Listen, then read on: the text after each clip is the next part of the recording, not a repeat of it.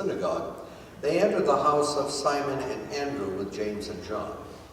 Now Simon's mother-in-law was in bed with a fever, and they told him about her at once. And he came and he took her by the hand and lifted her up. And then the fever left her, and she began to serve them.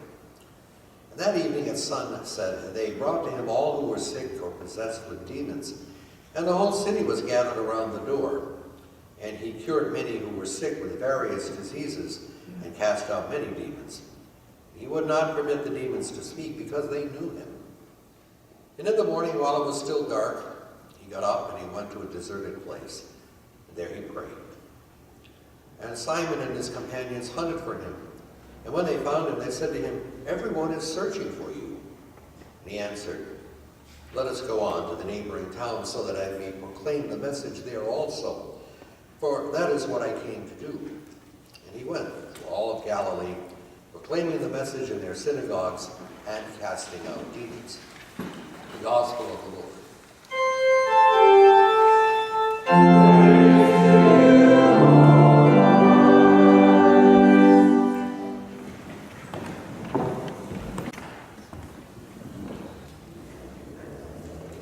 I gotta read this, Joe. Oh.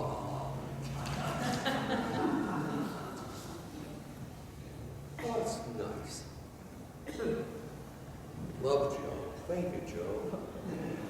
You're welcome. It's nice every now and then to get these little surprise things. They're kind of gentle. They make every day just easier to tolerate. And I need that kind of tolerance. I think you must have known this, Joe. Yesterday I got involved in a marathon. I don't usually do this, but it was all about the First World War. And I thought I had learned it in history a long time ago, but I never realized how much I had forgotten or how much I didn't learn. I learned that at one point, the trench warfare, which was so favored at that time, involved two trenches with two opposing sides, separated by about 100 feet. And they shot at each other endlessly for 300 days, and nobody gained an advantage. Kind of shocking when you think about it. And then I learned all about what mustard gas could do to the lungs as they learned how to do chemical warfare in the First World War. And then I learned all about how tanks were invented. These huge metal monsters were used to trample down the barbed wire, never realizing that in the springtime when the rains came, these giant things would sink 3 feet into the ground. And I learned about the new guns that Germany had developed. One was called Big Bertha. It was capable of projecting a shell 75 miles. And they brought it within range of Paris. And I didn't realize how many of the armed forces were loading French children onto trains and trying desperately to get them out into the countryside for fear of what this gun was going to do. And I never realized at the end of the war exactly how much anger and hatred can erupt. And certainly even in Germany, it was the politics that did in Kaiser Wilhelm II as he went off into exile. And then at Versailles the next year when the armistice was signed, it was the country of France who decided they would exact the greatest penalty they could against Germany, over which an English statesman said, "If you do this, I promise you, if you starve their children, you will raise up another generation that will come back with twice its fury." And so indeed it did, as the First World War ushered in the Second World War, ready to do things on a level that even they never would have thought of doing, and how to kill other people far beyond anything those in the First World War would ever have thought. And so it was that after that I sat down and I reviewed the gospel and been gathering ideas, and all of a sudden, after seeing all that and seeing the footage from those old kind of rickety black and white movies that they were making back then, with full scope of what had happened to those people, I look at a gospel like this and and I see a snapshot of Jesus in the day in his life. He's coming and he's coming, I assume, to Simon Andrew's house, and they're going to stay there. And Simon's mother-in-law is ill.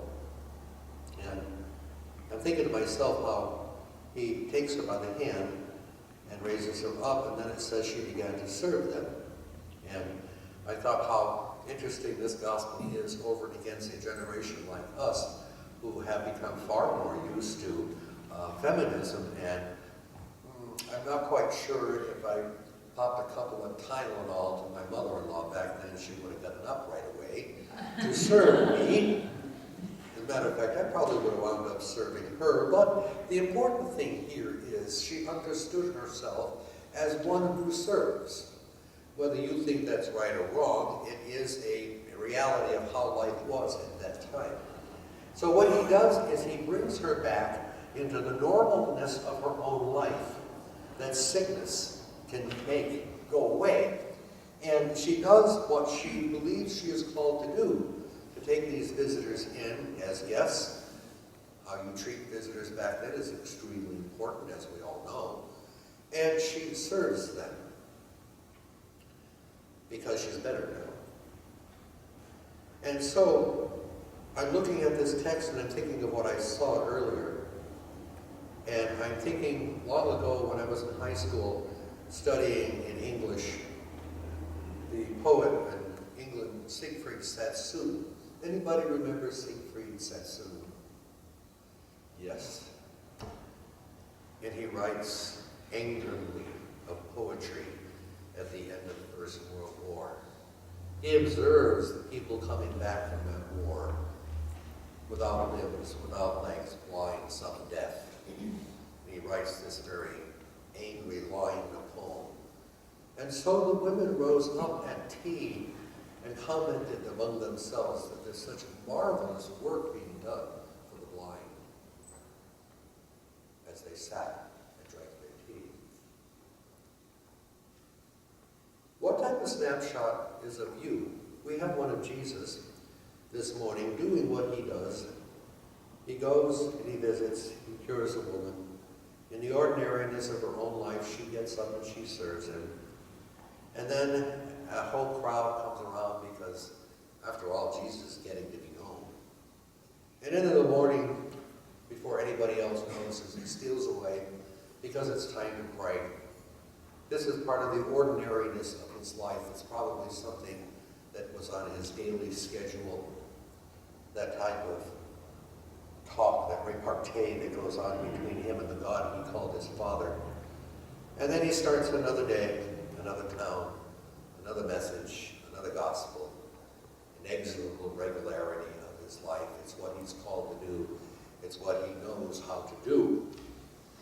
But then, of course, that's Jesus, and now we're left with us, the generation who lives now, and how do we live this all out? And I think the wisdom that comes out of Paul's letter to 1 Corinthians is extraordinary.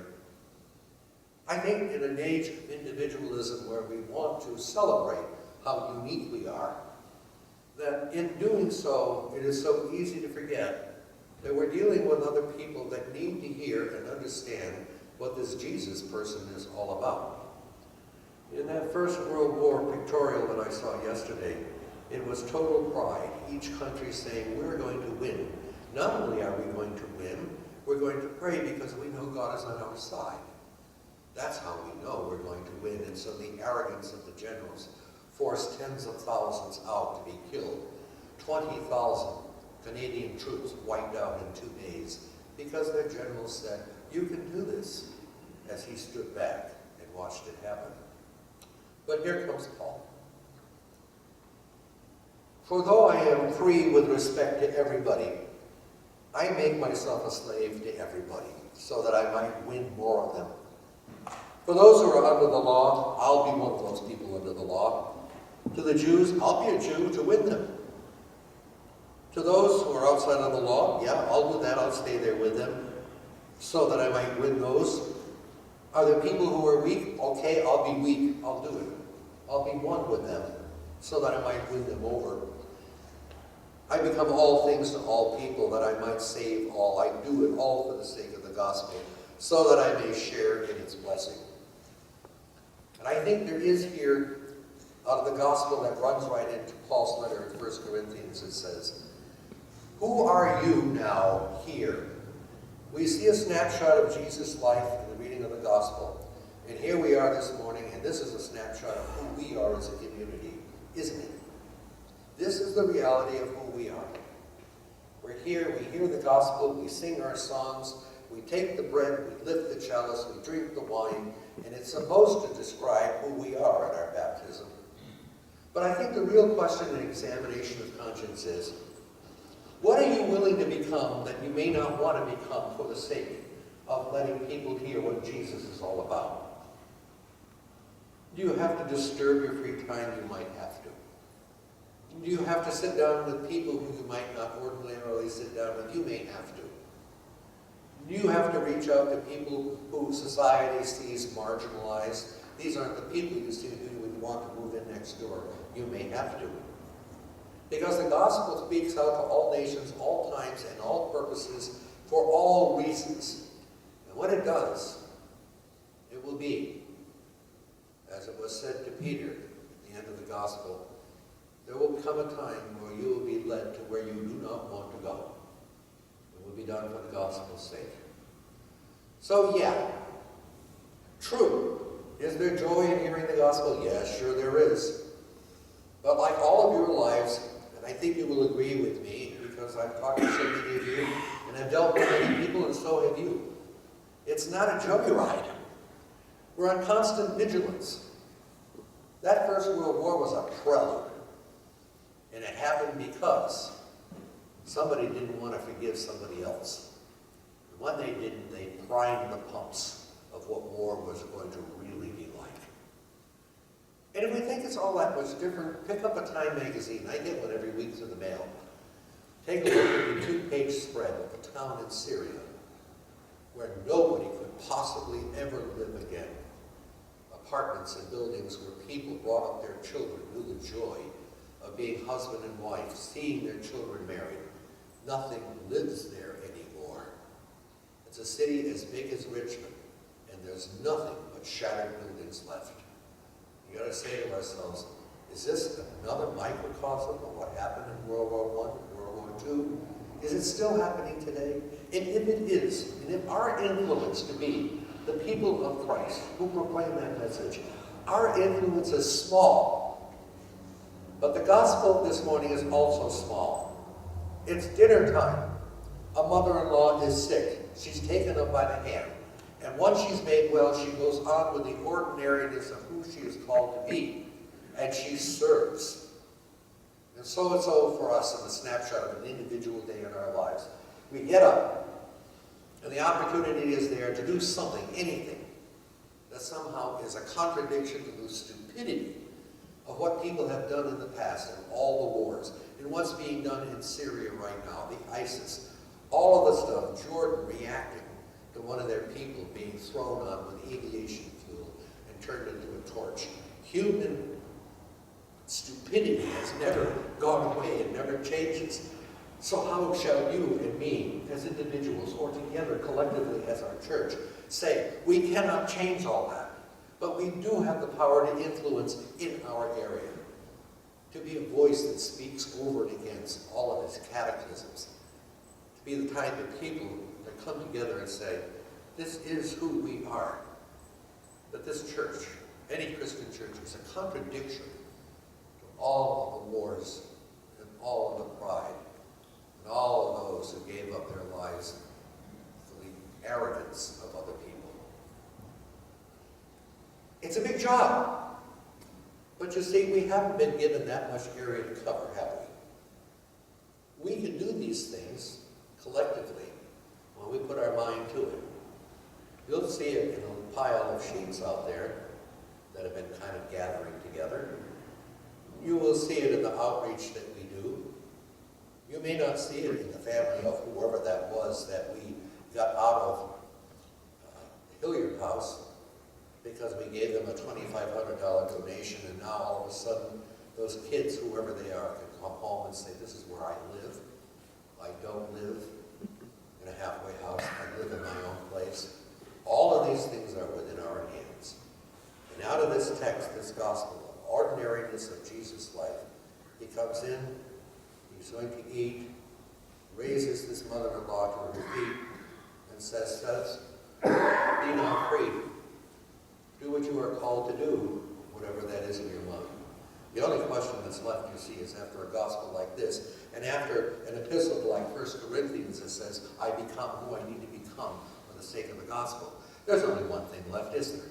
And that is for us to sit down every Sunday, every week, every council meeting, every committee meeting, and say, who are we now? What snapshot shall we offer to God who gives us salvation?